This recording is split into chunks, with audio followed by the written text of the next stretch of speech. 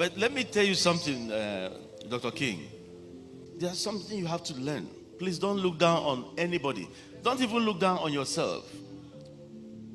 Don't look down on anybody in your life, no matter what you are, no matter who you are. Never you ever, because God could use the next person to uplift you. When I was working in Ochodi, I had these garage boys. They were my friends. And one happened to belong to a family that had this large expanse of land in Alagbado. And he took me there to show me their property. I helped them to bring some buyers. A week later, after I got the employment, they sent for me, the entire family. They had about 400 plots of land. They said they were giving it to me to sell on behalf of the 400 plots of land. Yes, in Alagbado.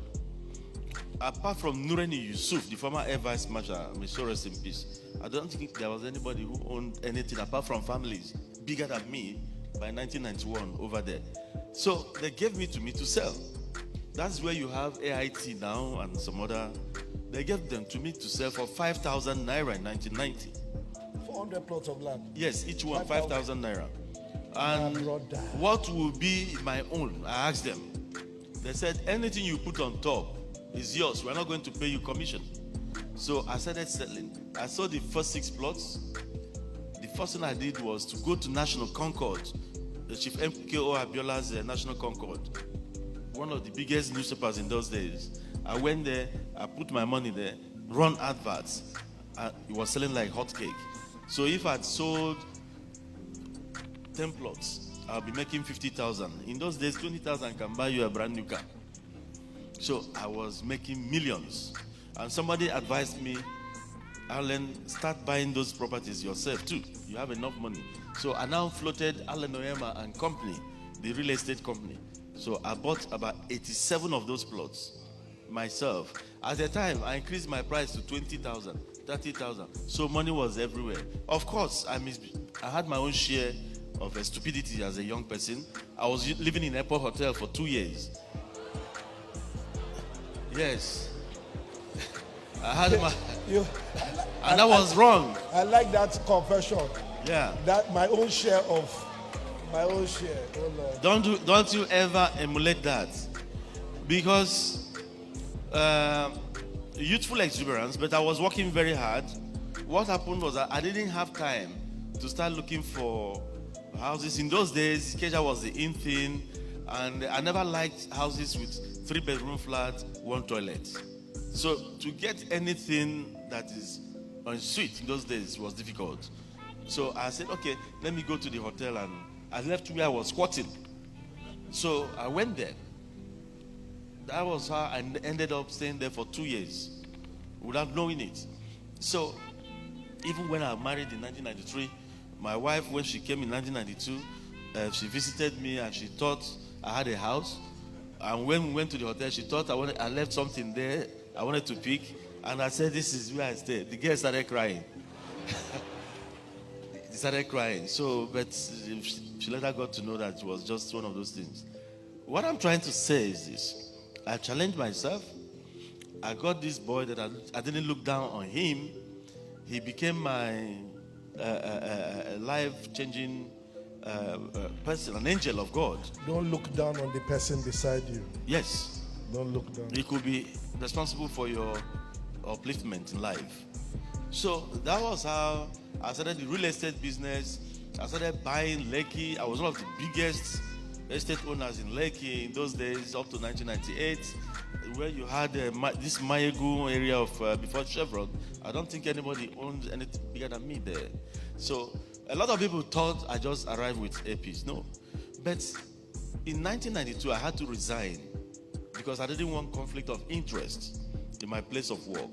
So I floated Onyema and Company, a law firm, then Alan Onyema and Company, the real estate, then International Business Links, Continental Business Links Limited. You have to study your environment, find out what they lack. When you're the first person to provide an answer, you become a millionaire. You get this. Go to your communities. Go to your environment, within your nation. look at those problems that have not found, nobody has found an answer yet. See if you could tackle that problem. It could be in your community, it could be in your local government, it could be anywhere. It could even be the vicinity you live in. If you're the first person to discover a solution to that, you're on your way to wealth. Look for a problem and solve, and make money from it. Say I hear Yes. you. So, I floated Continental Business Link Limited. In those days, some of these importers, they didn't have links to manufacturers abroad, especially South Korea. So I got Korean businessmen.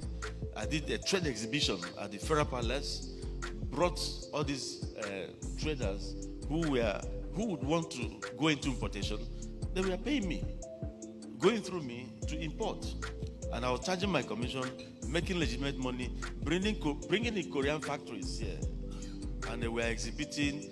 The Koreans were paying me, Nigerians were paying me, millions rolled in. I'm talking about, I made my first millions at the age of 25.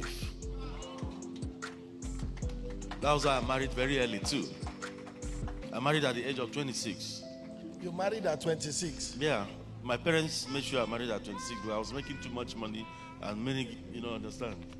I understand. But I was a good boy. So, from there, I went into import and trade business. That's Every Child Limited. I was importing electronics, wholesale electronics into the country. I was discharging at the Hebrew Jetty in Apapa. We were selling in containers and all that. So I've always been there. But one thing I've noticed with me is the penchant for peace. While I was doing all this, anywhere I saw crisis, I used to put my head inside. Why did I name it Airpeace in the first place? I've told you, most of my businesses is Peace This. I'm the owner of All Time Peace Media Communication. I'm the owner of the International Center for Nonviolence and Peace Development. Most of my businesses are Peace This, Peace That. So when I wanted to float the airline, I started asking myself, what then? Peace divine? Divine peace? So we think out with so many things. And I told my wife, Airpeace. Everybody, my children, they said, oh, that sounds nice, Airpeace. So we went to the Corporate Affairs Commission. We applied through our lawyers, and they said the name was available. So that was how we bettered Airpeace. But why did I choose to float an airline? That's another breaking of rules. Trading where even the brave ones fear to tread on. So I've always put out myself to provide solutions where solutions are actually needed. That's what I'm trying to say. In 2007, I was thinking of how do I actually impact lives, because I prayed to God in 2003 when most of my businesses were going down. Help me, God. Give me the means, and I'll give it back to you through helping the lives of the indigent.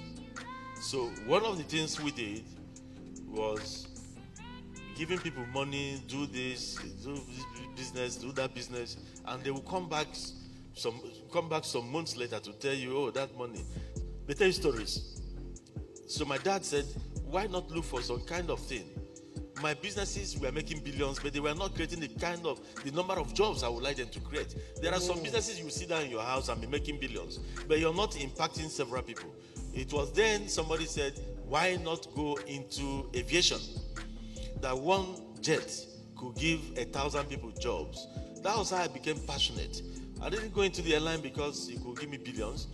I went in there because I believed it could give jobs. Then I started studying. I trained myself on it.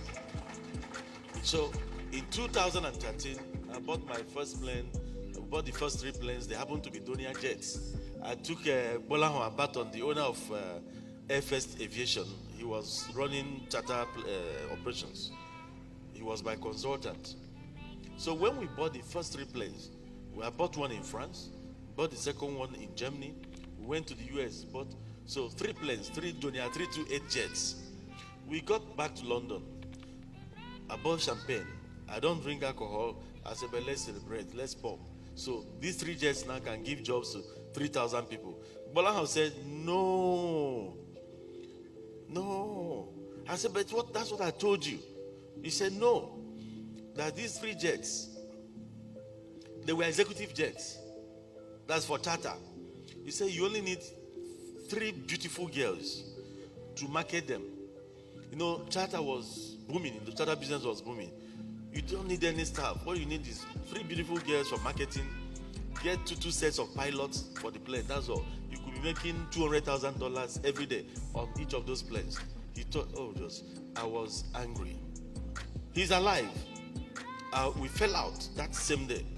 He said, he calls me chief. Chief, why? Why are you angry? I said, but this is not what I told you. I said I want to employ people, not to enrich myself the more. He is alive. His name is Bolahon Apaton. So he said, in that case, what you want to do is to buy Boeing. You want to go into full-blown airline. I thought it was charter. I said, yes, if that one could provide job.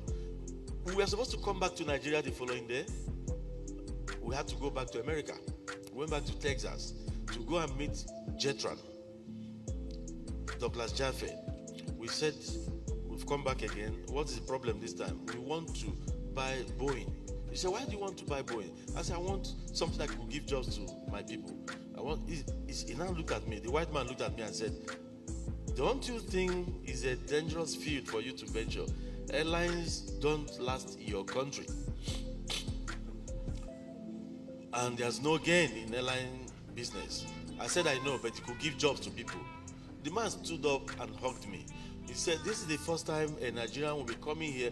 The man is a billionaire in dollars. They sell planes in 200s.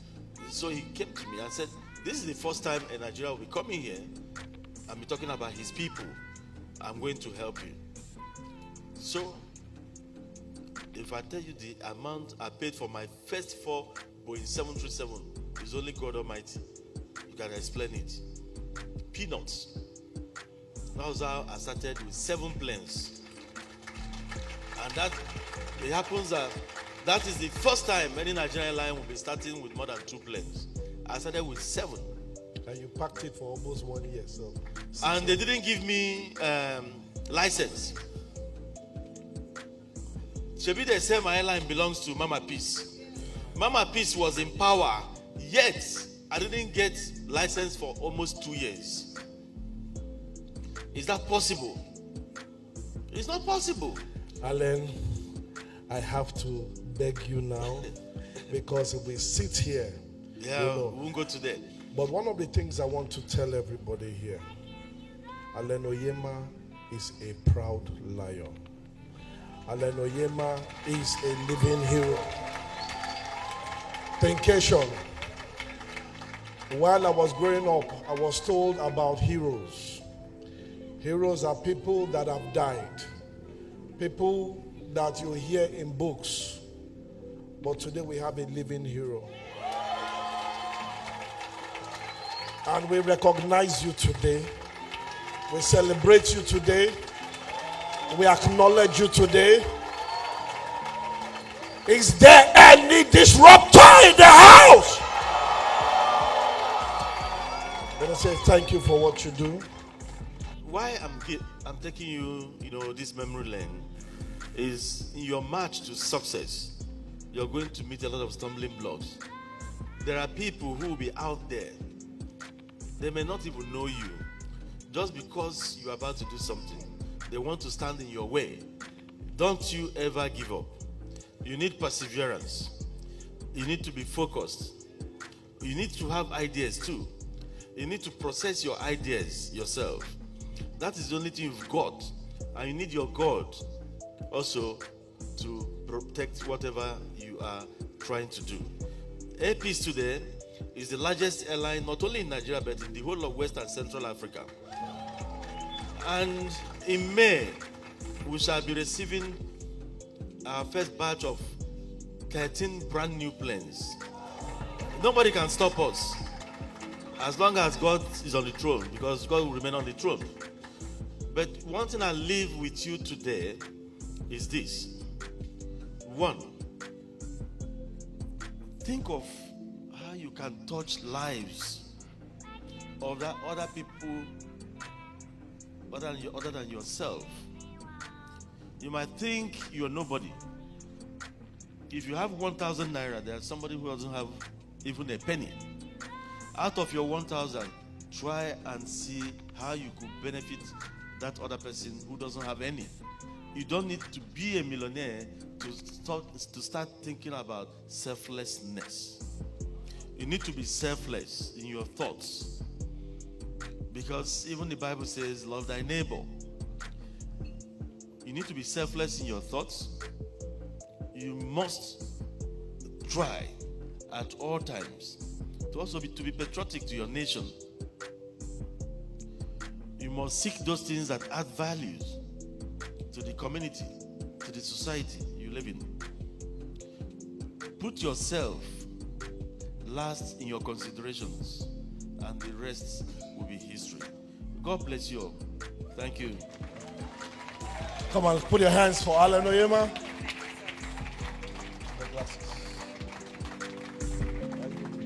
People were expecting that I should say that, but that's the code. You work for yourself.